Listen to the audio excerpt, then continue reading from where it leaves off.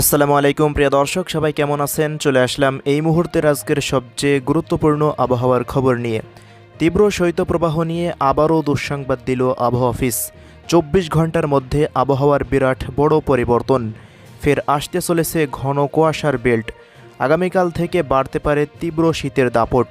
তো আগামী 24 ঘন্টা থেকে 72 ঘন্টার মধ্যে রাজধানী ঢাকা থেকে শুরু করে খুলনা, বরিশাল, চট্টগ্রাম, সিলেট, ময়মনসিংহ, রংপুর ও রাজশাহী বিভাগের কোন কোন জেলার আবহাওয়া পরিস্থিতি কেমন থাকতে পারে, কোথায় কেমন শীতের প্রকোপ থাকতে পারে জানিয়ে দেব। সম্পূর্ণ বিস্তারিত ভিডিওটি না টেনে একেবারেই শেষ পর্যন্ত দেখতে থাকুন। সেই সাথে আপনি দেশের কোন জেলা থেকে আমাদের এই ভিডিওটি সরাসরি লাইভ দেখছেন কমেন্ট বক্সে জানিয়ে দিবেন। প্রতিনিয়ত আবহাওয়ার খবর সবার আগে পেতে অবশ্যই আমাদের ইউটিউব চ্যানেলটিকে সাবস্ক্রাইব করে নিতে ভুলবেন না। এবার জেনে নিন এক নজরে। শুরু হয়েছে মাঘ মাস। পৌষ মাস শেষ হলেও এখনও দেশে তীব্র শীত পড়েনি।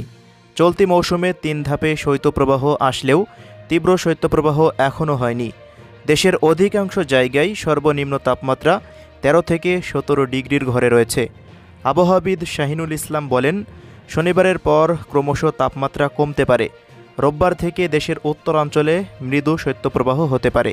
গত পৌষ মাসের আবহাওয়ার রিপোর্টে দেখা গেছে, চলতি মৌসুমে শীত তার প্রকৃত চরিত্র নিয়ে এলেও পৌষ মাসের শেষে এসে শীতের চরিত্র দেখা যায়নি।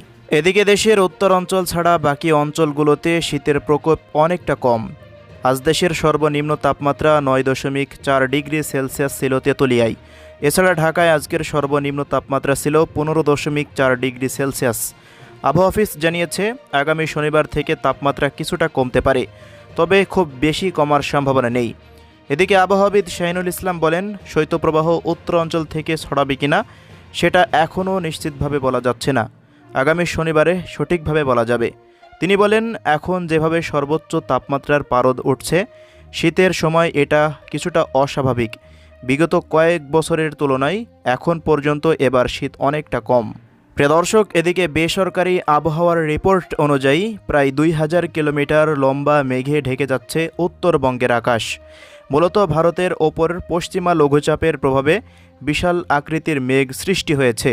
এই মেঘ আগামীকাল পর্যন্ত বাংলাদেশের রাজশাহী ও রংপুর বিভাগ ও এর পার্শ্ববর্তী এলাকার ওপর দিয়ে প্রবাহিত হতে পারে। তবে এর থেকে বৃষ্টির তেমন উল্লেখযোগ্য কোনো সম্ভাবনা দেখা যাচ্ছে না। যদিও বা 2-1 জায়গায় কিছুটা বৃষ্টি পড়ে, তা ছিটেফোঁটার মধ্যে সীমাবদ্ধ থাকতে পারে।